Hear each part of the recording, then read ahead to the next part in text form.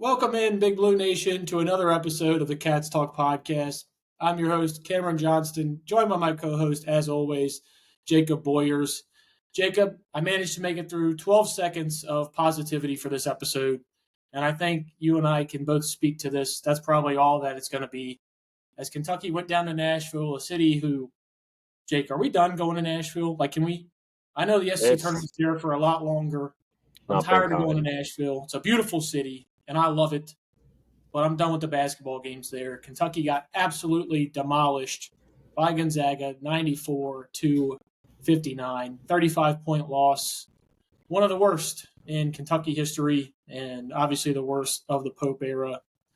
Jake, talk me off the ledge if you can, or are you just coming to the ledge with me?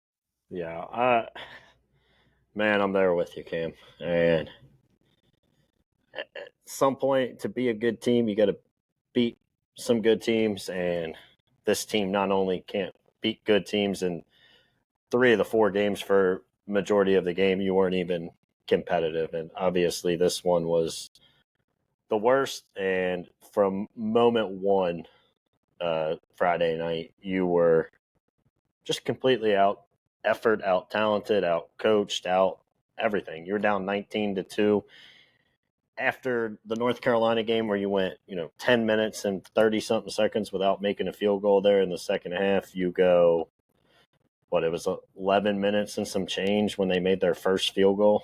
I saw the stat that Graham Ike had 10 made 2-point field goals. Kentucky as a team had 9. I mean, I think if Ike would have stayed in and Gonzaga kind of kept playing at that level, he might have outscored the entire Kentucky team, because at one point late in the second half, it was like 27-25. So it was, yeah, I don't know, Cam. I really don't. I don't know where this team goes. I don't know what a potential answer looks like. And I tweeted out, is this team worse than the 2020 COVID team? And there's a legitimate argument that they're floating with that territory. That team didn't get the luxury of playing teams in the 330s of net, and they were at least competitive in a lot of their losses. This team has just flat out not been. Yeah, and the crazy thing, and you kind of touched on it there, is just outside of a spurt of the Louisville game, and then honestly what I think to be a pretty average, maybe a little bit above average North Carolina team, you've just gotten blown off the court against your four competitions, like the 4 games that you expect to be in and have legit competition in. And it's just so debilitating to see. Like you mentioned, we got to 11:05 left in the first half before we made our first field goal. Aberdeen hits a 3. I mean, what are we doing? We had over 12 minutes of game time against North Carolina without hitting a field goal, and then you go 9 minutes here. I mean, you're almost talking about a full half of basketball in the past 2 games in which we couldn't find a field goal. And this is coming from a team that was, Mark Pope's whole system is offense, offense, offense. And here we are, back-to-back games, and it just seems like there are no answers. And I think that's probably the most damning thing to say, is that there's a lot of problems. I don't think there are any fixes. Yeah, I don't really know. Like, you look at it and you say, maybe you put a lineup together of shooters, but I don't know. Can anybody on this team shoot? I know Shoot. they're not even close. I mean, we mentioned it with Cam Williams after North Carolina. The guy, it doesn't even feel like he comes close on every 3 he's taken. All we heard about is, Yelovich is this knockdown 3-point shooter. He's going to struggle on defense, and he can't even buy one. He had some really bad shots Friday night. Trent Noah's giving you nothing. Colin Chandler's cooled off. I don't know. As crazy as it is, it might be Aberdeen that's your best shooter right now. And like you mentioned, he will go out and airball 3-4 times a game. So there's just nothing. And Ortega obviously looks really bad. I thought there were moments Friday night where he had really poor effort again. I don't understand where that comes from. Maybe just the fact they just got down 19-2 and he pretty much threw in the towel. But, like we talked about before, his game is not designed to go out there with four guys that can't spread the floor, and there's zero driving lanes for this team because teams just don't have to respect any type of offensive threat. And I don't know what the answer is. I mean, Jalen Lowe obviously didn't look good. I think that, to an extent, is probably to be expected coming back at this point. But just, yeah, I mean, it sucks. And I feel like for the next 30 minutes, 40 minutes, however long we record here, we're just going to have a lot of I don't knows. But I genuinely do not know. This team is just unfortunately flat out good. And I never saw that kind of coming to fruition. I know when we talked after Purdue, we both kind of, I think Tyler asked us, like, does this change our expectations of the season? And me and you said the exact same thing. We don't know if it changed the peak or the ceiling, but we definitely felt like it elevated the floor and what they showed. And we didn't think this would just be a really bad team. But, like, you're right now not projected to make the tournament, I think, with the way things are going. I mean, they're going to get probably some good wins here and there just because that's the way college basketball works. But so far, you don't have anything on a resume or that shows you can go build a good resume going forward. Yeah, but really the only thing that's been put on a resume is that you can beat bottom 300 Ken Palm teams, and then you can get wiped off the floor against anybody in the top 100. And we're going to have both of those again this week with North Carolina Central, who is one of the worst teams in college basketball, and then Indiana, who's playing pretty well as of late. Jake, the thing that's killing me the most is early in the season, it kind of looked like it was just this may be an Ortega problem. This may just be his lack of energy. It may just be a Brandon Garrison one-off game. Right now, it's everyone. Like, I genuinely, watching that game, there was not a single player on the team that I looked at and I was cool with their effort. And Yeah, I agree. I don't know how that happens in such a big game like this against Gonzaga in Nashville, which you could hear the crowd from the opening tip. The crowd was there, they were into it and everything. And you just sucked the life out of them within 9 minutes of the game. Like, there was never, at no point was this ever a game. Graham Ike, however you want to pronounce it. I mean, for the love of God, man, get this guy out of college. I'm tired of seeing it. This guy kicks. It feels like it's been a long time, but I still think he's only a junior, and I think it's just because we've had 3 straight years of being dominated by him. Yeah, well, I'm tired of seeing it, and hopefully we can get our lick back because I mean, this guy waved goodbye to the crowd with like 10 minutes left in the first half and proceeded to dominate. They were playing football before the game started. They had an actual football on the basketball court 10 minutes before tip. I don't know if you saw the reporter ask him. He's like, yeah, you've gotten your way with Kentucky in the last 2 seasons. And he corrects the reporter and says, oh, no, I've done it in 3 seasons in a row. I mean, the guy, granted, obviously he lost last year, but he kind of owns Kentucky. And I think now you've actually seen our one bright spot I think we both took into this game was how we felt about Malachi Moreno. And now even that one bright spot, granted, I do want to preface with saying that, like, that's such a tough spot to put the kid in. Yes. It's such an unbelievably tough spot to put him in. And I think you brought Brandon Garrison back to be able to play in games like this and, be able to not use Malachi as much. But obviously, with how unreliable he's been, you haven't been able to do that. But our one bright spot so far, Malachi Moreno, man, did he have a tough week. And the part that really concerns me is I think he regressed back to some of the other guys where the lack of effort from him was there too. And it's really concerning that it's getting to a young guy like that who's playing for his childhood team, playing in front of, Big Blue Nation. To see him kind of throw in the towel these past 2 games is it's hard to see. And I don't know where any of the answers are because right now you listen to Pope's talk, you listen to Aberdeen talk, and I want to start our Denzel Aberdeen conversation here because I don't know if I'm going to be more negative on a singular player on this team than Denzel Aberdeen. The lack of effort's there. He drives in. You can tell him and Ortega, whatever the beef is, there's something there. I don't know what it is. I don't know how personal it is, how far it's gotten. There is a clear beef between the two. Ortega's sitting in the corner wide open. Denzel takes up a contested 2 in the – granted, Jake, I'd rather have you take the open three in the corner than Ortega. But I mean, he's sitting there right there. Then Ortega shows him up by, faking the jump shot there as well. And then Aberdeen comes out today and says he's the leader of this team. Who the It was hell a has shock. ever thought that? Where is that ever? I've never seen that. I've never seen any positive body language from him. I've never seen him picking up Jasper Johnson, who's a young guy. As a senior, you should be putting him under your wing. I've never seen him create for teammates. I've never seen him do anything like this. For him to come out today and call himself a leader of this basketball team, I think was probably the worst comment I think we've heard so far this season. And it's been a season full of bad media trained comments. And this was by far the worst. Yeah, if he's the leader, there's a ton wrong with this team, and I think that checks out and makes sense. If But he's a leader, I can understand why. We just got beat by yeah, 35.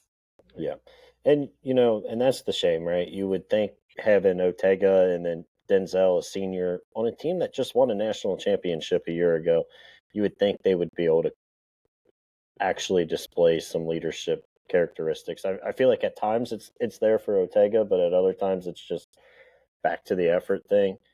Denzel, I don't think I've seen it one time this year. I mean, I told you how frustrated I was after North Carolina watching him sit there and yell at Malachi and throw his hands up and like show him up essentially on the floor. Um, Back to Malachi real quick. I agree with you. This was just a really tough spot for a 18-year-old that a year ago was playing Kentucky high school basketball, right? I don't think any of us expected him to come in and be the starting center day one, and then to get to the point where he's played 8 really good games up until this one, and then he's going up against a 23-year-old, man. That's a matchup you expect him to lose and not look as good in that, but you would expect also your guards to play a lot better and give you a chance to at least compete with Ike, right? And score some points and keep you in that. But the offense is just so bad. And I think that it trickles into everything else. They come out, they can't make shots. You get down 19-2, and then I mean this team just quits. And unlike last year where if you got down big, which we obviously saw a lot, you had Kobe Brea, Jackson Robinson, guys that could make shots and get you back in a game, or you could throw the ball into Amari and he could go 3 straight possessions of getting a bucket in the post, or even we saw Andrew Carr do it at this point last year. There's not one guy, again, because of roster construction. I don't think Ortega can be that guy because he can't just put his head down and go to the rim because there's no spacing. But last year, I legitimately think all 5 of your starters at a moment could go on a little stretch where they would get you 4 to 6 points and a handful of buckets in a row.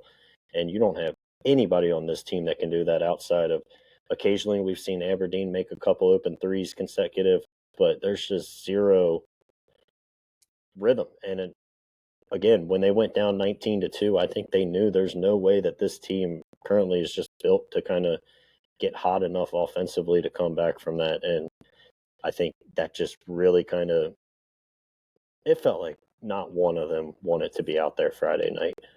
And you mentioned the crowd. I mean, the crowd was giving it everything they got. You saw, like, I saw Jack Pilgrim tweet right before the game, like, this is 95% Kentucky fans. They're, ready to explode. And from moment one you took them out of it, they were begging for it. You would hit a shot to cut the lead to 20 and they were going crazy, just trying to get some type of energy for the guys to feed off of, and they just never did it. It was kind of the same thing, with Carolina. We talked about how great that crowd was, and you just never gave them the effort back that they were giving you. And I think that's the full reason why there was that chorus of boos from early in the first half. Absolutely. I don't, and I want to start off by saying this as someone who's like just recently got out of that age, like that older college age. You can boo whoever you want. I hear the notion I of would have. you can't boo college kids. I've had much worse things said to me in college than somebody booing me from the rafters.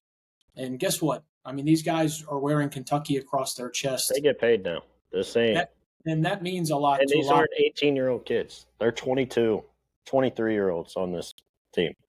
Yeah, I mean, there are people out there with like BG, he's a father. I'm not even a father. I mean, good. I mean, what are we talking about here? So the premise of like you cannot boo these guys, I think is ridiculous. I think they've earned all the criticism that they've gotten because, Yes. I mean, look at this just as an investment. Theoretically, you invested $22 million, and that's been reported as accurate, not accurate, whatever value you want to say. You have not gotten that return on investment in effort, in play on the court, in anything. And I don't know where that will go from here. I mean, you keep hearing these guys in the press conferences before games, oh, we're fixing it. They're all cognizant of the effort that they're not giving. At what point do you change it? Like at least Ortega, he said he had an effort problem. He fixed it for a game and a half. Yeah. Like at what point does the rest of the team just sit there and say, like, man, no help's coming. We got to figure this out. It's us 13 guys. If we don't figure it out, we don't figure it out. And the only problem is I'm not sure if they have that will to figure it out.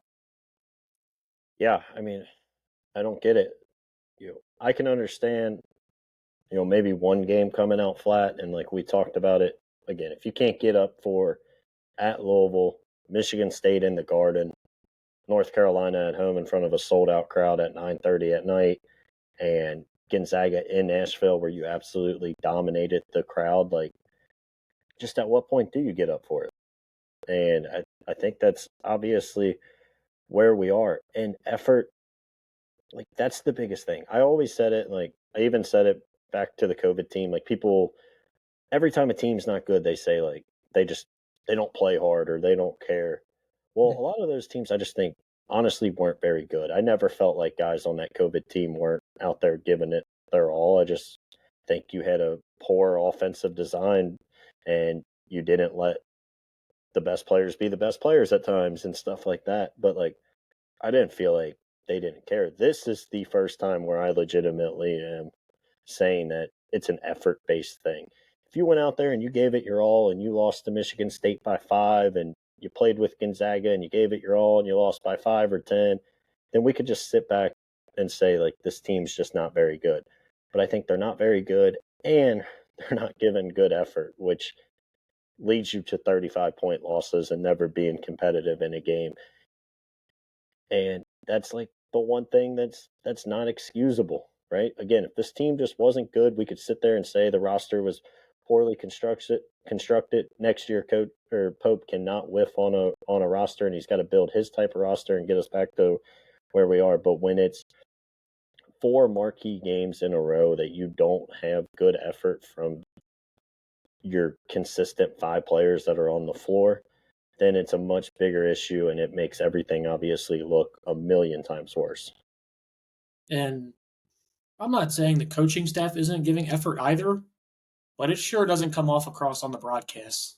Like, I think I saw Jason Hart out there at the end of the game giving it some energy. Outside of that, man, I'm just not seeing, like, there's no desire to fix something in the moment. I know we had this complaint a little bit last year where it's like, oh, we're collecting data points. Like, at some point, Mark has to be a coach. Like, I'm all for collecting whatever data you can find to help you get an advantage.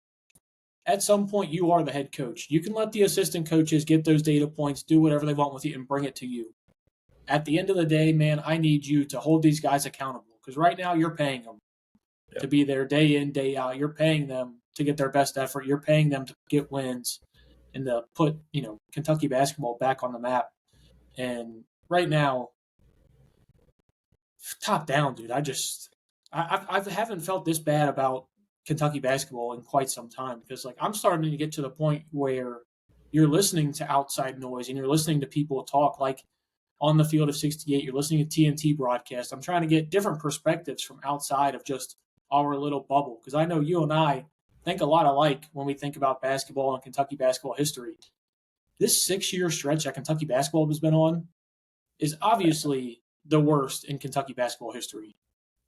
And I don't think that's anything crazy to say. And I hate to say this, but you're really starting to teeter the line of falling into that Indiana trap, falling into that UCLA trap. Because over the past 6 years, IU has like one less tournament victory than us and UCLA has like 6 more. And those are two programs that we look at and say, oh man, how far are they fallen out of relevance? If you're talking about not making the tournament with this roster and how much money you spent, man, I I, just I don't know how much lower it can feel. yeah, I don't know. I mean, I do think like the one difference is our fans, really. And like, I know that kind of sounds cliche, but like, it is true. Like, there's years Indiana fans just simply do not care. And I don't really ever see that getting the case here. I mean, as bad as we can be and as bad as this 6 year stretch is, we're still into it. We still care tremendously. But I'll go back to kind of your comment about Pope. Like, I do want to say, like, just because we don't see it, we don't know what happens behind closed doors. I mean, we saw him at Ole Miss last year come out for his end of the game press conference bleeding because he broke a whiteboard. But, we're not seeing it, so it's hard to say. Who knows? Maybe he goes in the locker room and acts like everything's cool and, talks to these guys kind of the same way he talks to media. Maybe he goes in there and loses his mind and freaks out. Unfortunately, there's no real way for us to probably ever know. But it's just all brutal right now, man. And again, like, just back to the effort thing, that's what you're leaving yourself open to. I mean, you got DeMarcus Cousins talking about it. That's a guy that was one of the most beloved players here, talking about it. And I will say, I think Pope gave a really good answer when asked about it in the press conference. I know nobody's winning press conferences right now when you're losing by 30, but I thought his answer was good of like, these former players deserve to be critical of us, and they should. And he's right. But you know what? At the end of the day, that only goes so far when you're losing by 35 points. There's not really a whole lot he can say to make people feel better at this point. And then you were talking about Field of 68 just real quick. When those guys are being critical, it's pretty bad, because I don't know if there's two people in the media that like Mark Pope more than Jeff Goodman and Rob Doster. And, and I thought everything they said was obviously 100% correct. They both kind of said, I don't see an answer for this team right now. And, Goodman even said, he was like, 9 games ago, Kentucky fan Mark Pope could do no wrong. And now there's a lot of people questioning whether he can be the coach for here or not. But I just think the effort's just really shocking to me. And I don't know what you do to fix that, whether it's, benching some of these guys and just saying I'm going to play lesser talented guys that go out there and fight for me for a half against Indiana or something. I don't know. But it's obviously what you're doing right now is not working. And Jake, I just want to read you. I read it to you before we got on here, but one of Pope's quotes from the radio show with Tom Leach: "We're having a major overhaul, reconstruction. It's been super emotional and really taxing at times, and at times really ugly and violent. We're reconsidering everything." Like, what do you make of that quote? Obviously, 3.5 weeks ago, 4 weeks ago, whatever it was, that Louisville game feels like so long ago. There was something made of the pregame experience, what happened there. And you have, who's the bald white guy on Field of 68? You know what I'm talking about? It's What? Terry, like Nah, I Ogle. don't know. Yeah, I know. But, he's talking about, at some point, you've got to set an example. He's talking about kicking somebody off the roster. So there's got to be something more about what's going on inside this locker room that's not getting let out. And when Pope has a quote like that, I think there's obviously been a lot more that have happened behind closed doors that hasn't gotten out, which usually at a program that's as big as Kentucky with as many media outlets as there are, usually finds its way out. I mean, what do you think about something like that? Because it kind of gives me a little bit more confirmation that something big did happen, no matter how much Pope wants to diminish it. Yeah, I would like to like actually hear the like lead up question to that rather than just that, because like my initial reaction to it is he was talking about like this week in practice after the Gonzaga game. And what I took at it is either challenging certain players. We've mentioned time and time again the guys that we think have been extremely disappointing with their effort, or maybe not even challenging them and just confronting them and telling them straight up that their effort is putrid and they're not going to play. That's kind of where my mind went to it. But again, I would have to kind of hear what Tom's like lead up question was or what was said before it. Is he talking about just all year they're trying to like go through this journey or however he put it? Or was it more so just in reference to the practices that started after the Gonzaga game? Because he also came out and said, Ortega had his best practice on Saturday after the loss. And I know there is some coach speak. Maybe you take it with a grain of salt, but if that's true, that is something that's positive for me. That if Ortega did go out there and pretty much say, like, I'm going to give it my all in practice, and then hopefully that carries over to games, but at least maybe he can step up and be that leader of, we're not going to live with this. But I don't really know. I would, again, just want to hear a little more context with it. Maybe I'll try to find it after the show, but that's kind of where my mind goes, is that he was talking more so about this particular week and probably challenging some guys straight up in practice. And I just want to say something about Ortega. Granted, there were lapses in the game on Friday. I don't think he's been the problem for the last week and a half, two I agree. weeks. I mean, this game he had 16 points, 5 boards, and 5 assists, and led the team in assists and rebounds. I don't think right now Ortega's a problem. I don't even think his effort is the problem.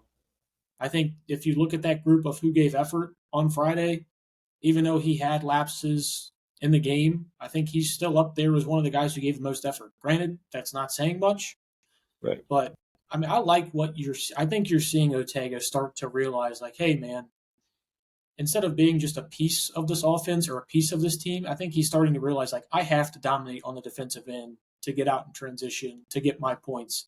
I think he's starting to remember how he got his points last year. Because, Jake, we talked about it before the season started. Like, why was Ortega so good last year? First off, he had shooters on the outside that freed up lanes. But if we were getting out in transition offense, which was hard for us to do last year, it was because Ortega was creating steals or there was a block that led to Ortega getting out in transition. He's finding ways to do that even though the defense is not playing well and neither is the offense. I don't think Ortega is the problem right now. I genuinely think it's almost everything but. Yeah. No, I agree with you. I thought, again, we talked at length about how good I thought he was in the North Carolina game. He didn't force anything. Early in the year, there were obviously some effort things, but I also thought he was playing outside of his game a lot offensively, and it kind of made us pull our hair out. Maybe we're really starting to realize why he felt like he had to take contested threes and, pull up from mid range, because there's zero offense outside of him and everybody else on this team. But yeah, I mean, I know there were a couple clips going around where like he maybe didn't fully get back in transition. I just think the way that game went, I'm not going to say I understand a team quitting, but you can kind of see them quitting in that game. I mean, you were down 19-2 before you even blinked, and you couldn't hit a shot. And I think part of that is just natural human reaction to kind of put your head down and be like, we came out amped up for this game and nothing's working.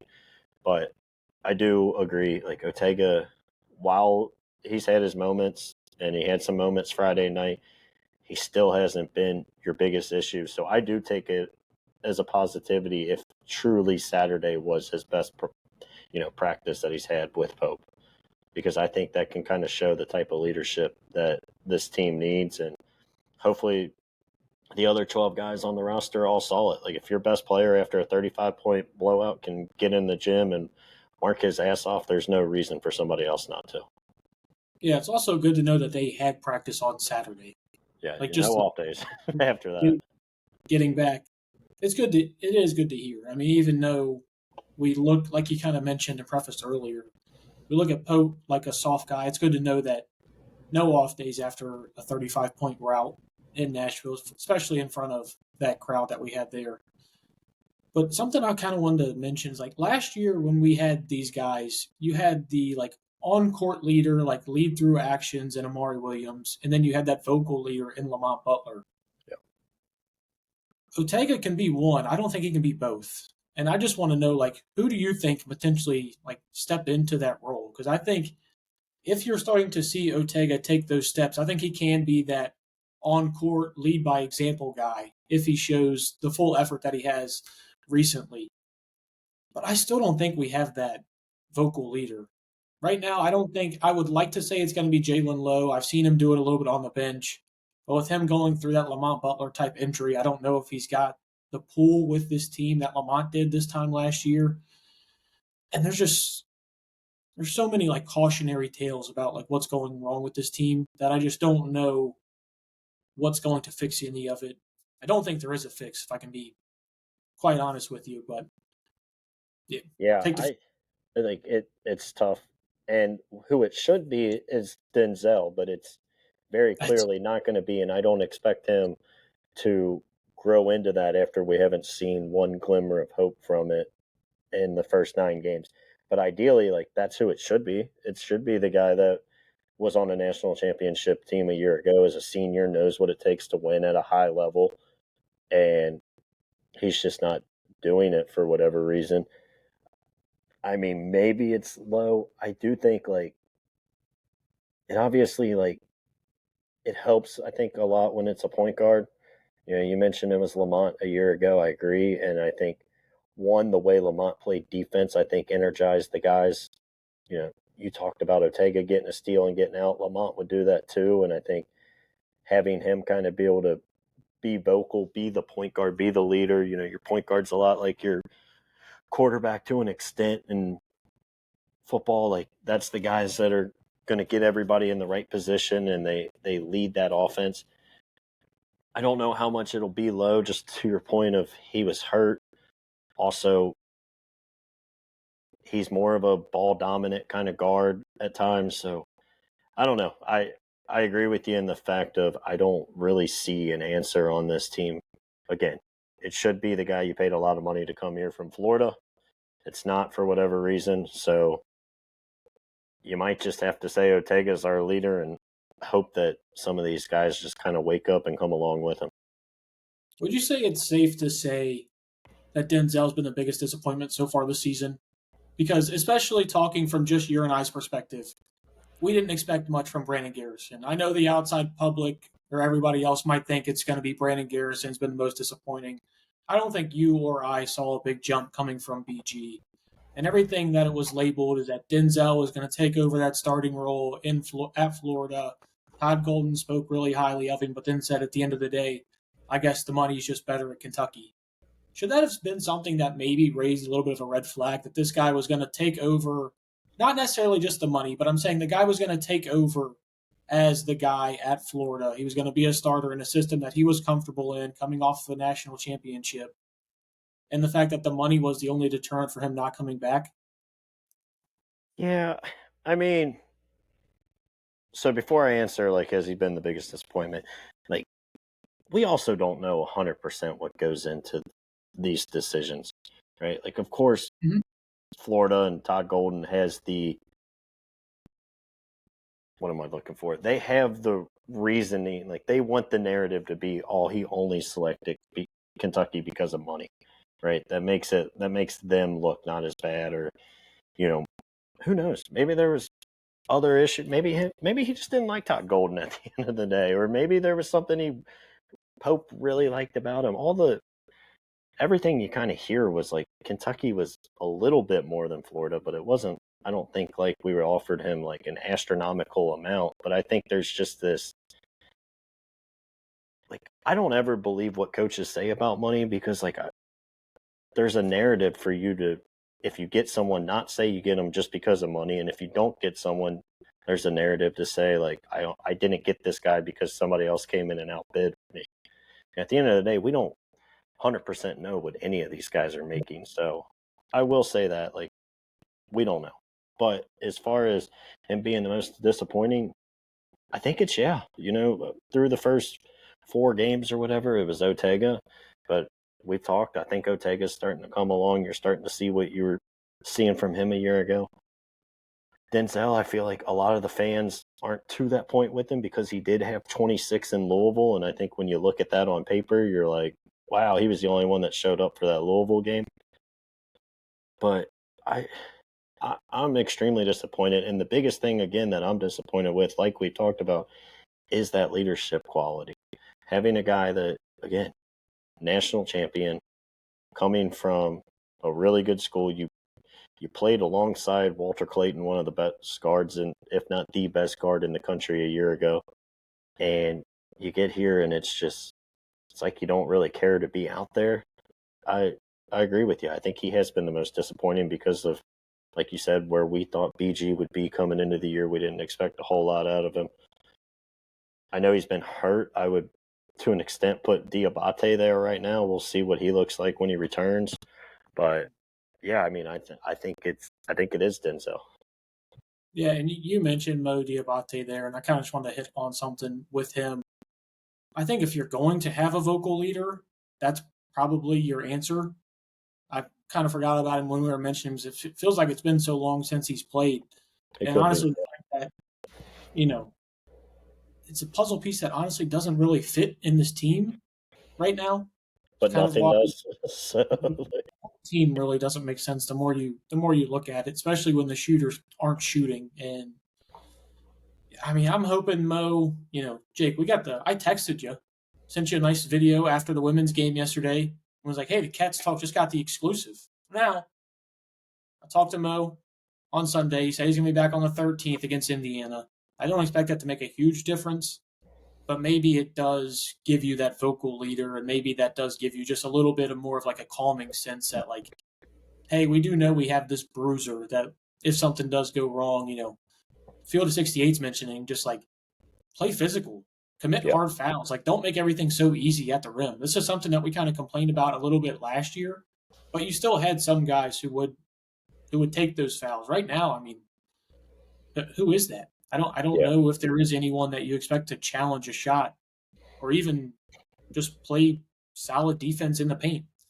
And yeah. Right now, I'm at the point, real quick, just because of how bad every lineup that you've put in with your offense and defensive lapses and everything. Like all five guys, I don't care who the five you put out there. I don't care on paper how bad they should be offensively or defensively.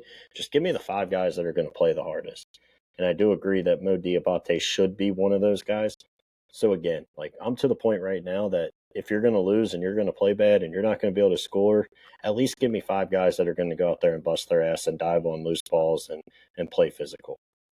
I completely agree with you. And you mentioned the lineup there, and one of Pope's quotes was, we're looking at everything, we're reconstructing everything. We got a game tomorrow that let's give that a test run. I know no matter who you put out there, you're going to win that game and probably win it by at least 25. But I want to see him take those chances. If it's a full different starting five, you feel like that's something you need to do to make a point to, Yeah. because I think a lot of, and this might be a topic for another day, a lot of the problems with like NIL and, the money getting it at such an early age is like a lack of listening to authority. I think Coach Pope does need to like remind these guys, like, hey, you are making as much money as I am. Some of you guys, just under what I'm making. I still do hold the keys to how this entire thing goes. You don't come in, play with effort, you're not playing. I think there's a little level of accountability that I think should be shown on Tuesday. And I don't know who that's with. Obviously, you mentioned we're not behind those closed doors to see who's not giving effort and who is. I want to see some sort of major shakeup on Tuesday. And that's really the only thing I'm looking for. I want to Yeah. see guys come in with effort because it doesn't matter. We can talk about this game and we will talk about this game when it's over. It genuinely does not matter what they do against North Carolina Central. No one will care. People, hopefully, you guys still listen. I hope Yeah. you guys listen. It's not Jake and I just talking for no reason. But nobody will care until Indiana comes in on Saturday and you prove it there. So tinker with the lineups. Go put guys together that you didn't think would mesh together. Because right now, no one's meshing together. You Yeah. have no answers. Throw everything at the wall against NCC and see if something sticks. Yeah. And I think, again, I don't even care how bad on paper the lineup looks just because it's been bad so obviously so far. I would have said Saturday, Sunday, Monday, the five guys that come in and compete the hardest in practice are the guys that I'm going to go with, maybe to your point, to start the game and kind of send a message. And you mentioned NIL and like getting money, and it maybe leads to like this authority thing. Well, like in part, that's something that Pope's got to learn to deal with or figure out, right? You know, Cam Boozer's 18 at Duke. You like that dude is busting his ass. He's probably making as much money as anybody, and he's going to be a top 3 pick in the NBA draft. Guess what? He's still listening to John Shire every day and showing up and giving the effort that they demand there at Duke. Across the country, all these top 25 teams, those guys are still competing. They're all getting paid Almost but here. Exactly, and that's why I don't think it's just an NIL thing. Maybe you got to coach a little different than you did a few years ago. I mean, hell, Patino's finding a way to get these guys to play hard, and St. John's has got one of the top 3 most expensive rosters in the sport. Michigan's getting guys to play hard. They spent as much as Kentucky, if not more. So I just think you have to find a way to motivate them. And if it is Denzel, whoever else, you're going to the bench here to start this game until you show me something. Maybe it's a wake-up call. We talked about how good I know it was only one game, but Brandon Garrison, the first time he got benched, he came in and I thought played with a lot of energy. Where it's gone since then, couldn't tell you. Maybe he just decided he doesn't care. But anything to kind of spark it. And maybe even Tuesday night, you start all those guys, make them think it's cool. You try a couple different lineups throughout the game, and then you do it to start Indiana. And maybe that's the wake-up call they need of, man, we got a huge game and we're up here, and coach is putting me on the bench. But they got to do something to at least get the effort. Again, I don't think this roster is constructed to be very good. That's obviously a big switch from what I had preseason, I understand. But I just don't think they're very good. So give me the 5 guys that are going to play the hardest. And that's genuinely where I feel we should be at right now. Yeah, and if I can take away one positive from the game against Gonzaga, it's we did have a game plan and we did have a game plan and we stuck with it. I mean, that was something that I asked you. We'd come in one week or Tuesday, we'd shoot 33s, and then that following game we'd shoot 13. At least in this game, you literally lived and died by what you think is the best recipe of success for this team. Granted, did you die and did you die tragically? Absolutely. But for the first time this year, I think I actually saw conviction from the staff in what they think is their process to win a game. Granted, were they absolutely wrong? Yes. But I mean, like I said, I'm scrapping for positives, and there it was right there. Jake, I kind of want to ask you, we mentioned the guys who we think will play the hardest. I actually think, don't get me wrong, Brandon Garrison, you look at the stat line, 5 points, 2 rebounds in 17 minutes. None of that's going to blow you away. But I genuinely don't think, I think since his benching, the effort has gotten better, and it's been better throughout since he's been there. I mean, you're at the point where outside of what, Ortega and Collin in that starting lineup, I don't see you can bench everybody outside of those 2. I mean, Collin's giving you consistent effort. I think the game plan is starting to show that Collin is our best scorer, and he's starting to have to work harder for his shots, which I think has resulted in him not being as productive the past couple of weeks. Jake, what way do you think you can send the message best to this team? Whether that is just a starting lineup difference, whether that is, like they mentioned on Field of 68, they wouldn't say who they were talking about specifically. They said it wasn't in the backcourt, so it's somebody in the front court. I mean, he was talking about literally just suspending him and kicking him off the team. I don't know. Again, I have no basis for saying that, but I do think there is a respect factor that I think needs to be held with this team, because right now I just don't think that's there, because they're not playing for the coach. They're not playing hard for the coach. So obviously Pope hasn't got them to buy in yet. They're not playing hard for the university. They're not playing hard for their fellow teammates. So what else can you do to try and get these guys motivated? I think the only thing you can do is playing time. Yeah. Playing time has to be taken away, and I think that's the only way in which you start to get that effort back. Yeah, and I think that's the only way. And, we're not at practice every single day, so we don't know who's giving you effort on the day-to-day versus who's not. I'm assuming it probably translates pretty similar to the game. So I think everything we've seen to this point, it's probably like Denzel Aberdeen. Maybe it's just if you just sit him, it'll wake some of these other guys up and be like, man, if I don't have my stuff together, I mean, this is a senior that came in and is making a ton of money, and Pope's willing to send him to the bench. Imagine what he'll do to me as the seventh or eighth man. Like, I need to go out here and work. So maybe it really is just as simple as just one of those guys. But, and like the crazy thing is we saw it early in the year. I know we were playing somebody bad. I think it was right after Louisville. So whoever that next game was, where guys like weren't getting back or rebounding, and you heard Pope on the bench say like, if you're not, I'm going to pull you out, sit you, and then you're going to run all day tomorrow. Like, and it got better for a game. So like, just how do we do that to consistently get there? And I agree. I mean, really, the only thing you can say is playing time. I mean, the old saying goes like the bench is the number one motivator, and maybe you just got to get there, and maybe you sit somebody for for literally an entire half or a game, and maybe that sends the clear message. Yeah, Jake. And I do almost think like it would come across more impactful if it's Saturday against Indiana, but now you're at a situation where like you got to go win that game. You I mean, must I don't win. think. I mean, there might be some guys on this team. If you sat them for Tuesday night, they're like, "This is nice. I'm getting an off day in the middle of the week." So, because like that's not a game where like you particularly can't have somebody. You're still gonna go win by 20 plus. So I don't know. I think it would come across more impactful against Indiana, but again, you put yourself in a situation where like if you want to make the tournament, you got to win some of these games coming up. And Jake, do you feel like you were sold a bad deal in the off season?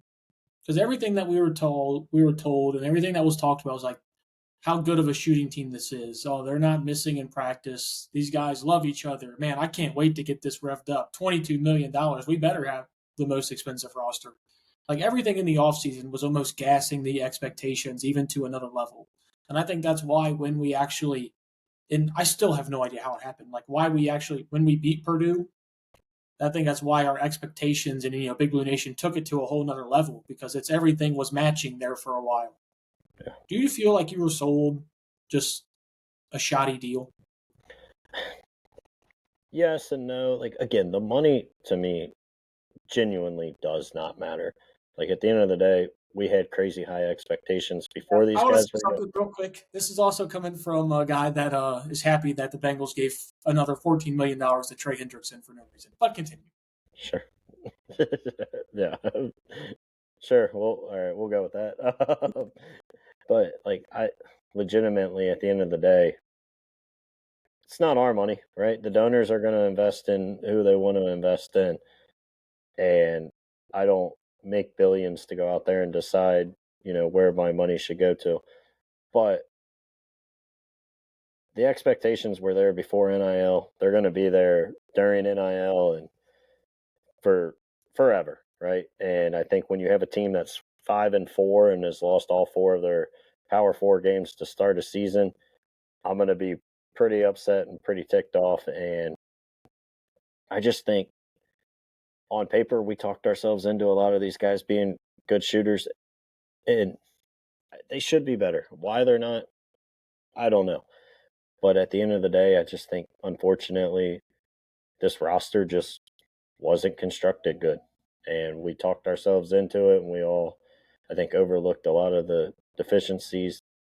I think it was Jeff Goodman I heard just talk about how Pope just like super overcorrected based on last year getting out physical, and he just kind of forgot what he was good at. And I heard some other people make really good points. It was like when he whiffed on a shooter or lost out to him for whatever the reason was, NIL, not wanting to be here, who knows, I don't know what the reasons were, but he like overcorrected so much in the other way, right? You lose out on Lamar Wilkerson, who's a really good offensive threat, and you go and you get Denzel Aberdeen. Well, I think you can have a Denzel Aberdeen on a Mark Pope team, but you can't have five guys that are like that kind of role. You need the shooters, and for whatever reason, maybe Pope thought these guys were better shooters than they are, but I just think the roster construction wasn't good because I promise you, next year we'll probably go spend as much. It's just you better give the money to the right guys. Yeah, well, the thing that concerns me is like I know this is Kentucky basketball, but you also get to a point where if you are a donor and you look at, man, I paid 20, I was a part of this 22 million, and why, like you start to get more cognizant of giving that money. You start to think about more, Sure. like I don't know if I want to. I want to keep giving this money. I think that's going to be a cautionary tale if it continues. I don't think it'll happen just after this season, but I think that is something I am growing concerning of coming forward if it's to continue. But like you mentioned, with some of the whiffs that we had, I just think there was. I think he started off going star hunting, which you should as Kentucky basketball and being, a blue chip brand. But then once you get past that, like once you can't think about it like as a baseball team, you're the Cincinnati Reds. If you can't get that star in early, you can't get them under a contract that you expect. You have to find a way to piece together a roster that fits each other.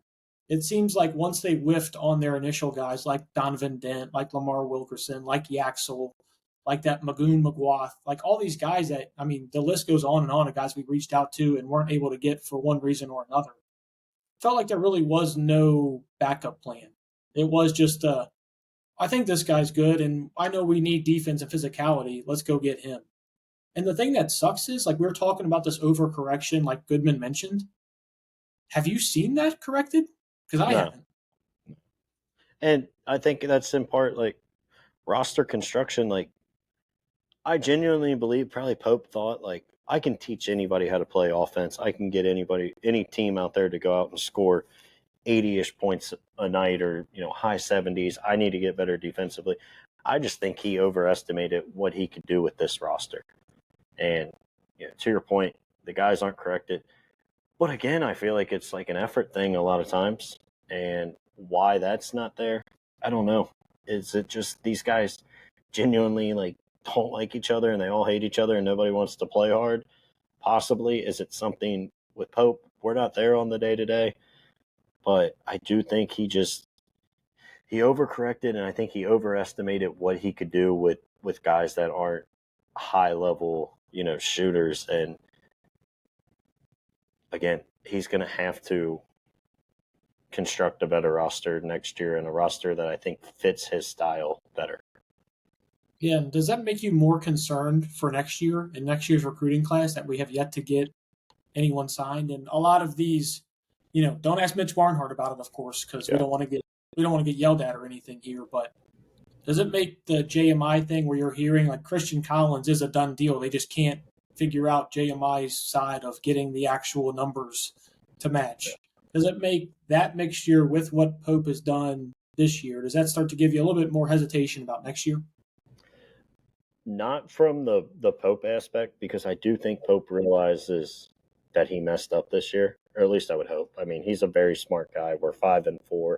He understands this team just isn't good. I hope that he has that level of awareness to be like, I need guys that can fit my style. Even though I came in mid-April last year, I was still able to go out and find guys. Maybe they weren't my number one choices if I had a full off season, but I could still find guys that can play my style, fit my level of basketball. So I think Pope will make that. The JMI thing scares me to death. And like it's weird because again, we're talking about this potential $22 million roster that you've heard some people say yeah, some people say no. Regardless of what the number is, I think it's pretty well consensus that you paid a top five level, a top five salary in college basketball. But I don't understand like what the hiccup is with this JMI thing. And part of it is just because we don't know what their actual role is. How much more involved are they in this cycle versus last year?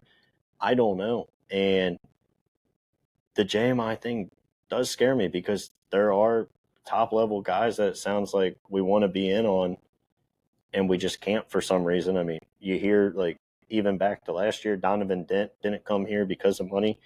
Again, maybe he just said, I'm not going to be a good fit with Pope. I don't want to go there. I'd rather go to UCLA. And maybe we put it out there that it was more about money than like, it's so hard to tell. But I'm not going to say I'm more worried just because I do think Pope has to realize that this grand idea that he had to go out and get more physical and better defensively, I think he realizes like that's just not going to work flat out. Yeah, and it sucks that, there had to be a full trial year. Now, granted, still only 9 games in. This can be turned around. I think it's more just the fact that we were searching for answers and we don't think that they are here. Yeah. And that's where we're at. And until they do it against a good team, you got 3 tests coming up here soon. You got St. John's, you got Indiana, and you got Alabama, all within the next 2.5 weeks. You're generally talking about potentially being 500, if not under 500, at the end of that Alabama game. So they've got to get something going, and they've got to get it rolling now because I know they play North Carolina Central and Bellarmine in that time frame as well. After that, there's 3 tough teams that you got to play, and you got to find ways to win. Jake, is there anything that you want to? We've been super sour, and I think rightfully so.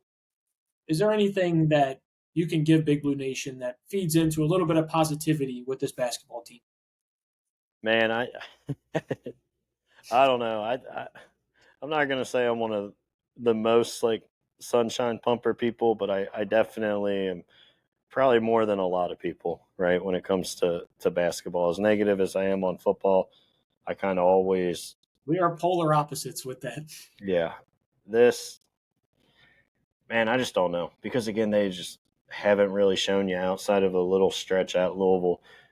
Maybe you think when as Jalen Lowe kind of gets more comfortable coming back. I mean, he was obviously awful Friday. Again, he only had one full practice leading up to that. Like, I think it's going to take some time for him to get comfortable. Maybe you can kind of see what you saw for those 10-ish minutes against Louisville more consistently. That's really as positive as I can be right now, unless they show something Saturday that we Jake, just haven't seen yet. I got something positive. Let's hear it. Jake Hughes practicing. That is a positive. There's some positive. They said they're targeting the St. John's game for his return. That's something positive. Hopefully, that fixes our rebounding woes, especially, because it feels like we've been playing some solid defense, at least in the half court transition. Yep. We got a lot to work on and a lot to figure out. But we mentioned it in previous podcasts, like those second chance points are really killing this team. Allowing those second chance points, hopefully that's something that JQ can help and come clean up. And hopefully that takes a lot of the load off of Malachi. So when he does come in, he's facing the other team's backup. You push him down another rung.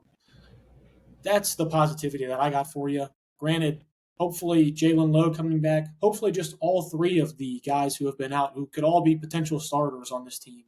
Hopefully all 3 of them coming back. There's some camaraderie with that group. Maybe all of them going through rehab together. All of them, sitting in those rooms, waiting and figuring out when they can be back on the court. Hopefully they've got some camaraderie built up that the others don't, and that can really spark this team. Did you believe any of the positivity I gave you? I tried to make it seem like it was genuine. I mean, I get it. Like, again, we've said it 100 times. You're 9 games into the season. There's still time to turn it around. Granted, we haven't seen one thing that's led us to think they can turn it around, but there is time. I mean, when we were 2-5 in football, I don't think there was one thing we said could have turned it around. And next thing you know, you beat Auburn and Florida. And I understand the season still didn't end the way we want it, but who knows? I don't expect it. I've alluded to it. I think this is just unfortunately not a good team, but who knows? Maybe this time next Monday when we're talking about Indiana, we're talking about a big win and we're feeling a little better. Jake, you think there's any chance that we could phone in one John Calipari for the 2014 tweak?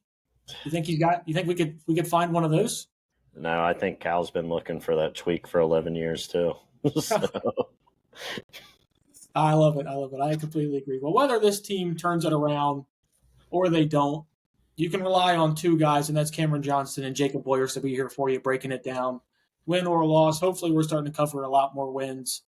And Jake, we can't let Indiana ride these highs. I mean, they just won the Big Ten championship. I've never met an Indiana fan in my life, and somehow this week I've managed to run into 4 or 5. I don't know where they've been in hiding at for so long. It's kind of like Louisville fans. They Hey, just I'll come. say I was cheering for them on Saturday. Oh, so was I. Ohio. Everyone hates Ohio State if you're not an Ohio State fan. So it was good to see them lose. But it's going to be so much sweeter to see Indiana lose this Saturday.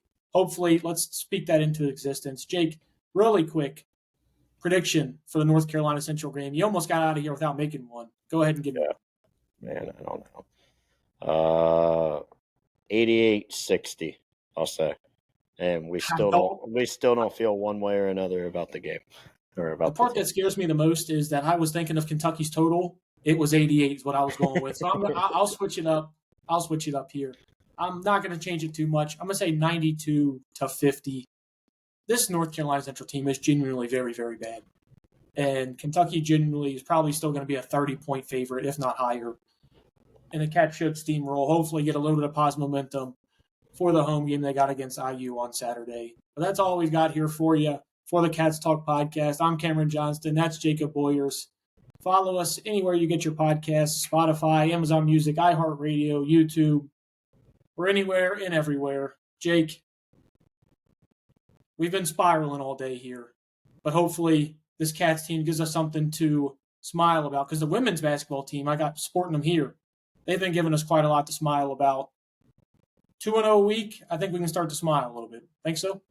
I hope so. I got to tell you, man, if you told a young Jacob Boyers 10 years ago that there will come a day on a Friday night where he will turn off a UK top 25 basketball matchup for the women's volleyball game, I would have laughed at you and told you were crazy. But guess what I did at 52-26 on Friday night? I flipped over and watched the last two sets of volleyball. And so, who knows? Let's go make one Final Four in the sport and maybe win a national championship. Yeah, it's unfortunate to say, but we are officially a full volleyball school. I think we're just a women's athletics school. It feels like all the women's schools are taken off. The men have not provided their side of the bargain. But Jake, volleyball's got a huge week. Women's basketball's got a game, 2 men's games. Let's get some positivity running for the city of Lexington, and let's get them going. That's all we've got here for you on the Cats Talk podcast. Go Big Blue. Go Big Blue.